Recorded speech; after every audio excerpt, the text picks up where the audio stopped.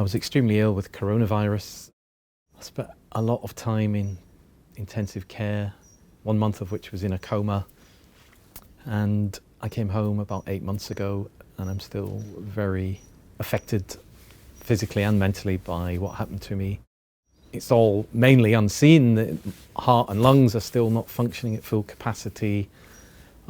Mentally, of course, there's still vivid memories of what happened, interlaced with patches of no memory. So it's all piecing it together retrospectively. And of course, I'm still in the medical system being treated for various physical aspects of what happened to me. So it's still very much a part of my everyday life. I started off in intensive care at my local hospital in West London. I was informed by the medical staff that they were sending to Royal Brompton for a special machine that would help me to breathe, and I'd have to be sedated. It was 31 days, maybe 32 days, where I'd been in a coma on the ECMO machine. So obviously I don't remember that as reality, but I had an alternative reality, which was vivid coma dreams. So then waking up in intensive care, this time the Royal Brompton intensive care, I thought I'd been to all these different places in the UK. It took a good few days for it to be explained to me that I'd actually not been to the north of England for Christmas and New Year, and I hadn't met all my relatives, and I hadn't gotten an aeroplane here, there and everywhere. That took a lot of comprehending. And then when I was moved to a heart-lung ward, to sort of start my recovery proper, slowly the pennies started dropping into place, and the enormity of what I'd been through then hit me.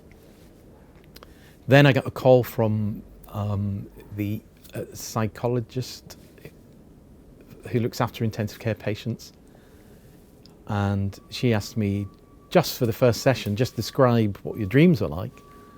I mean, that took an hour, and I could have gone on endlessly about what those dreams are like.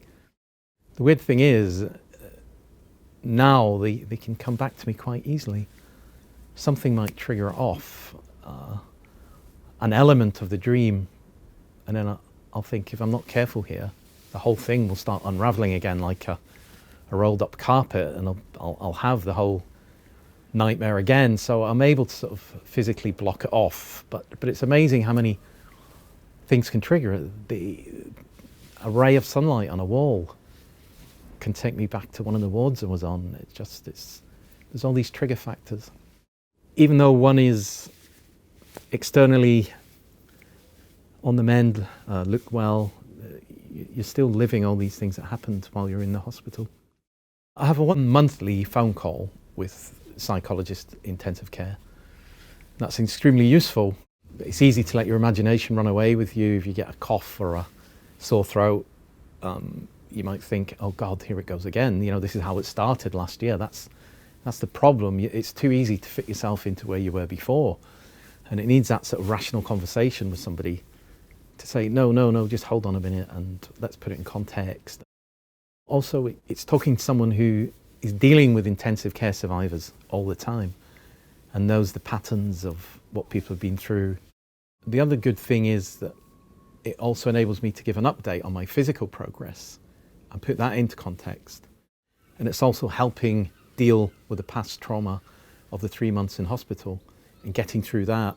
So any increased funding for a service like this can only be welcomed.